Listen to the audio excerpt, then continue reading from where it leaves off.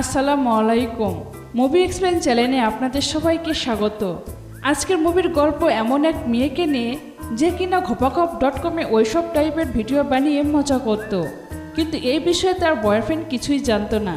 কিন্তু তখন কি হয় যখন তার বয়ফ্রেন্ড মেয়েটির এই ঘটনা সম্পর্কে জানতে পারে, সেটি আমরা আজকের এক্সপ্লেশনে দেখতে চলেছি। এই মুভিটির নাম ক্রাশ কিং কার্লি।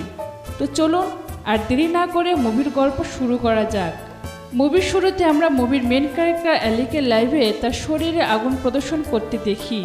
অ্যালি ঘপাঘপ.com অনেক পপুলার একটা কল গার্ল ছিল। তাকে চাই এমন মানুষের অভাব ছিল না। প্রতিদিন মাত্র 2 ঘন্টার লাইভ ভিডিও করে অ্যালি এত টাকা ইনকাম করে নেয় যেটা সাধারণ মানুষ সারা বছরও ইনকাম করতে পারে না। অ্যালি তার বন্ধু পিটার এবং তার গার্লফ্রেন্ড লোলোর সাথে ভাড়া বাড়িতে থাকতো। পিটার অ্যালির সাথে সবসময় এটা ডিসকাস করতো যে রাতে শুধু 2 ঘন্টা কোমর দুলিয়ে অ্যালি কত টাকা ইনকাম করে নেয়। তখনই অ্যালি বলে, আমি এই কাজটা খুব মজা করে করি, কারণ ক্যামেরার এই পারে আমি আমার কোমর নাচাতে থাকি আর ওই পারে আমাকে দেখে অনেক মানুষের ইচ্ছা জাগে হাত গাড়ি চালানোর। এরপর অ্যালি তাদেরকে তার একদিনের ইনকাম বলে, যেটা শুনে তারা অবাক হয়ে যায়। এরপরে অ্যালি পিটার আর লোলোকে বলে, নেক্সট লাইভের জন্য আমার কিছু মানুষ প্রয়োজন, তাই তোমরা যদি চাও আমার সাথে কাজ করতে পারো। এর পরিবর্তে তোমাদেরকে পুরো ইনকামের 50% দেব। লোলো আর পিটারও রাজি হয়ে যায়। এরপর 3 জন মিলে তাদের পরবর্তী লাইভের জন্য লেগে পড়ে। বিকেল হতে না হতে তাদের পেমেন্ট চলে আসে। পরে লাইভের জন্য অ্যালি সিদ্ধান্ত নেয় সে পরের লাইভটা সবার জন্য ফ্রি করে দেবে। এটা শুনে লোলো বলে, সব ফ্রিতে দেখালে আমরা কি পাবো? তখন অ্যালি তাদেরকে বোঝায়। সে বলে, আমি আমার প্রথমের বডির অর্ধেক অংশ দেখিয়ে লাইভ করব, যেটা ফ্রি হবে। এতে অনেক বেশি মানুষ সেটা দেখবে। আর আমি পার্ট 2 যখন করব তখন আমরা সব দেখাবো, আর এতে আমাদের ইনকাম অনেক বেড়ে যাবে। অ্যালির বোঝানোর পর লোলো আর পিটার সব বুঝতে পারে। এরপর একদিন যখন অ্যালি লাইভ করছিল তখন তার পিছনের দেওয়াল ভেঙে যায় আর সে পাশের ফ্ল্যাটের মধ্যে গিয়ে পড়ে। তখনই তার দেখা হয় ম্যাথিউর সাথে। সে সেই দিনে ওই বাড়ি ভাড়ায় নিতে এসেছিল। ম্যাথিউকে দেখে অ্যালি সেখানেই অজ্ঞান হয়ে যায়। দেওয়াল ভাঙার শব্দ শুনে বাড়ির মালিক সেখানে চলে আসে আর এই ঘটনার জন্য লোলো পিটার আর অ্যালিকে অনেক কথা শোনায়। এখানে তারা একে অপরের সাথে পরিচিত হয়। ম্যাথিউর ফ্যামিলির বিজনেস ছিল, সে ওখানে আর্কিটেকচারের জব করত। অ্যালি প্রথমবার ম্যাথিউকে দেখে তার প্রেমে পড়ে যায়। এটা শুনে পিটার অ্যালিকে বলে, তোমার মনে নেই এর আগে তোমার সাথে কি হয়েছিল? আমরা যদি তোমার সাথে না থাকতাম তাহলে তুমি আজকে বেঁচেই থাকতে না। তখন অ্যালি বলে, সবাই আমার বয়ফ্রেন্ডের মতো না। তখন লোলো বলে, ম্যাথিউ যদি তোমার এই জব সম্পর্কে জানতে পারে তাহলে ঝামেলা হয়ে যাবে।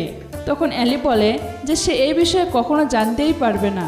এরপরে একদিন অ্যালি ম্যাথিউ ভাঙা দেওয়াল ঠিক করার জন্য কিছু জিনিস কিনতে মলে যায়।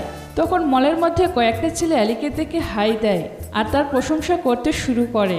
তখন ম্যাথিউ অ্যালিকে বলে, ওই ছেলেগুলো কি তোমাকে চেনে নাকি? অ্যালি বলে, হ্যাঁ, আমি কি দেখতে কোনো সেলিব্রিটির থেকে কম? ম্যাথিউ অ্যালির ব্যবহার কিছুটা অদ্ভুত লাগে। অ্যালি অনেক ছোট ছোট জামা পরে মলে এসেছিল আর সেখানকার সবাই অ্যালির পায়ের নিচের দিকেই তাকিয়েছিল। ম্যাথিউ এটাই খেয়াল করছিল। এরপর সে অ্যালিকে চেয়ারে বসায় আর তাকে বলে, এত ছোট জামা পরে কেউ মলে আসে? তোমার এখানে এভাবে আসা ঠিক হয়নি।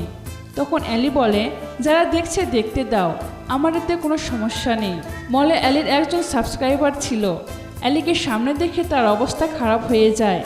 এসব দেখে ম্যাথিউ কিছু কিছু বুঝতে পারছিল। তখন ম্যাথিউ অ্যালিকে বলে, তুমি কি আমাকে বলবে তুমি আসলে কি করো? তখন অ্যালি বলে, এখানে না, বাড়ি চলো, বলবো। বাড়ি এসে অ্যালি ম্যাথিউকে সব কথা বলে দেয়। এসব শুনে ম্যাথিউর অনেক খারাপ লাগে, কিন্তু সেও অ্যালি সমস্যাটা বুঝতে পারে। তখন সে অ্যালিকে জিজ্ঞেস করে, তুমি কি আসলে এই কাজ করে মজা পাও? তখন অ্যালি বলে, এই পৃথিবীতে এমন কোনো কাজ নেই যেটা করে শান্তি পাওয়া যায়। আমি বাধ্য হয়ে এসব কাজ করি। অ্যালির মনে হচ্ছিল ম্যাথিউ তাকে তার কাজের জন্য খারাপ ভাবছে। এটার জন্য অ্যালির মন খারাপ হয়, কিন্তু ম্যাথিউ বলে, আমি কেন তোমাকে খারাপ ভাববো? বরং আমি এটা জেনে খুব খুশি হয়েছি তুমি আমাকে সব সত্যি কথা বলেছ। কিন্তু তখন কথাটা নিয়ে তাদের মধ্যে কথা কাটাকাটি হয়ে যায় আর অ্যালি ম্যাথিউর সাথে কথা বলা বন্ধ করে দেয়। এরপর আমরা দেখি ম্যাথিউ যখন তার বন্ধু সাংকে অ্যালির ব্যাপারে বলে তখন তার বন্ধু ম্যাথিউর উপরে হাসতে শুরু করে। সে ম্যাথিউকে বলে, তুমি অ্যালির ব্যাপারে জানতে না? ছোট থেকে বড় এই শহরে সবাই অ্যালিকে চিনে, আর তুমি চিনতে না? এটা শুনে ম্যাথুর খারাপ লাগে, আর সে বাড়ি এসে অ্যালির সাইটে ঢুকে 1 বছরের মেম্বারশিপ কিনে নেয়। এরপর সে অ্যালির লাইফ দেখতে শুরু করে আর কিছুদিন এনজয় করে।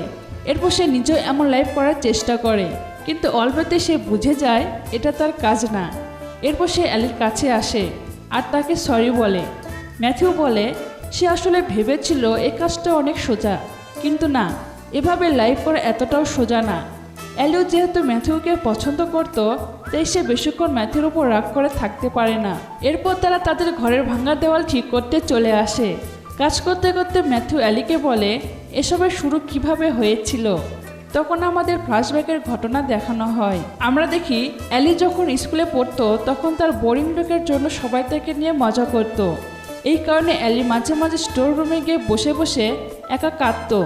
একদিন অ্যালি যখন স্টোর রুমে বসেছিল তখন সেখানে স্কুলের সবচেয়ে পপুলার ছেলে ব্রাইন আসে। কিছুক্ষণ কথা বলার পর তাদের মধ্যে গভীর বন্ধুত্ব হয়ে যায়। তাদের এই বন্ধুত্ব ভালোবাসায় পরিণত হয়। কিন্তু ব্রাইনের উদ্দেশ্য অন্য ছিল। সে অ্যালির সাথে ঘপাঘপ করার সময় তার ভিডিও বানাতে শুরু করে। তখন অ্যালি কোনো রকমে সেখান থেকে বের হয়ে আসে, কিন্তু এরই মধ্যে স্কুলে কেউ খবর ছড়িয়ে দিয়েছিল যে অ্যালি টাকার বদলে ছেলেদের সাথে ঘপাঘপ করে। এসব সহ্য করতে না পেরে অ্যালি সেখান থেকে তাইওয়ানে চলে আসে। এর পাশাপাশি সে তার চেহারায় প্লাস্টিক সার্জারি করিয়ে নেয় যাতে কেউ তাকে চিনতে না পারে। আর যে কাজের জন্য সবাই তাকে বদনাম করেছিল সে ওটাকে হাতিয়ার হিসেবে ব্যবহার করে লাখ লাখ টাকা ইনকাম করে।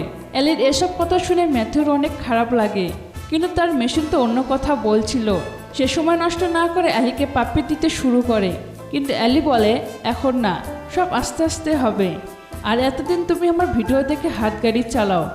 এই বলে অ্যালি ম্যাথিউর জন্য স্পেশাল লাইভ পারফরমেন্স দেয়, যেটা দেখে ম্যাথিউ কোনায় বসে হাত গাড়ি চালায়। একদিন ম্যাথিউ অ্যালিকে নিয়ে চার্চে যায়। সেখানে তাদের দেখা হয় ম্যাথিউর বন্ধু সাংয়ের সাথে। সাং অ্যালিকে দেখে চিনে ফেলে আর তাদের সামনে খারাপ খারাপ কথা বলতে শুরু করে। এসব দেখে অ্যালির আগে মাথা নষ্ট হয়ে যায়। সে সাংকে কিছু বলার আগে ম্যাথিউ তার হাত ধরে নেয় আর তাকে বাইরে নিয়ে চলে আসে। বাইরে এসে অ্যালি ম্যাথিউকে বলে তুমি কিছু বললে না কেন? তখন ম্যাথিউ বলে সাং অনেক রাগী ছেলে, ওকে বুঝিয়ে লাভ নেই। এই বলে সে অ্যালিকে প্রপোজ করে। এরপর আমরা দেখি তারা রুমের মধ্যে ঘপাঘপ করছিল। আসলে ম্যাথিউ অ্যালির লাইভ অপশনটা অন করে দেয় আর তাদের ঘপাঘপের ভিডিও সব জায়গায় ছড়িয়ে যায়। অ্যালি ম্যাথিউর কাছে এসবের কারণ জানতে চায়। তখন ম্যাথিউ বলে এসব আমি আমার বোনের জন্য করেছি। আমার বোনের হাজব্যান্ড সবসময় তোমার লাইফ দেখতো আর হাত গাড়ি চালানোতেই ব্যস্ত থাকতো। সে তো সব ইনকাম তোমার পেছনে নষ্ট করে দিত। তোমার মেম্বারশিপ কিনে কিনে সে তার সব টাকা শেষ করে দেয়। অ্যালি বলে তোমার বোনের হাজব্যান্ডের সাথে আমার সম্পর্ক কিসের? তুমি আমার লাইফটা কেন বরবাদ করলে? এই ঘটনার পর অ্যালি তার মন ঠিক করতে কিছুদিনের জন্য তার নানির ওখানে চলে যায়। ম্যাথিউ জানতো সে যা করেছে তা কতটা অন্যায় করেছে। আসলে ম্যাথিউ তার বোনের সংসার ধ্বংস হওয়ার কারণ হিসেবে অ্যালিকেই মনে করত, কারণ তার বোনের হাজব্যান্ড পুতুলের উপর অ্যালির ছবি লাগিয়ে তার সাথে ঘপাঘপ করত। এমনও হয়ে গেছিল যে সে টাকার অভাবে বাড়ি ছেড়ে চলে যায়। তাই ম্যাথিউর বোন সিদ্ধান্ত নেয় অ্যালিকে শিক্ষা দেওয়ার। ম্যাথিউকে অ্যালির বাড়ির ঠিকানা তার বোনই দিয়েছিল, কিন্তু অ্যালির সাথে থাকার পর ম্যাথিউ বুঝতে পারে তার বোনের সংসার ধ্বংস হওয়ার পিছনে অ্যালির কোনো হাতই নেই। আসলে সে অ্যালির জন্য ফিল করতে শুরু করেছিল। একথা যখন ম্যাথিউর বোন জানতে পারে তখন সে অ্যালির ওপর আরও রেগে যায়। কিন্তু এবার ম্যাথিউ তার বোনকে বোঝায় যা হয়েছে তাতে অ্যালির কোনো হাত নেই। এরপর সে অ্যালির বাড়ি যায়, কিন্তু কেউ তাকে অ্যালির সাথে দেখা করতে দেয় না। এর 2 বছর পর অ্যালি আবারও তার সেই আইডিটা ওপেন করে, যেখানে সে ম্যাথিউর শরীর লেখা অনেকগুলো মেসেজ পায়, যেটা দেখে অ্যালি কান্না করে দেয়, কারণ সে ম্যাথিউকে মন থেকে ভালোবাসত। পরের দিন অ্যালি ম্যাথিউর সাথে তার বাড়িতে দেখা করতে যায়, যেটা ম্যাথিউ অ্যালির জন্যই বানিয়েছিল। এরপর তারা দুইজন বাড়ির প্রতিটা ঘরে গিয়ে জমিয়ে ঘপাঘপ করে। আর এই মুভিটি এখানেই শেষ হয়ে যায়। ভিডিওটি ভালো লাগলে অবশ্যই লাইক, কমেন্ট, শেয়ার করবেন। আর আপনি যদি চ্যানেলে নতুন হয়ে থাকেন অবশ্যই সাবস্ক্রাইব করবেন। অলরেডি যারা সাবস্ক্রাইব করেছেন অসংখ্য ধন্যবাদ। আসসালামু আলাইকুম।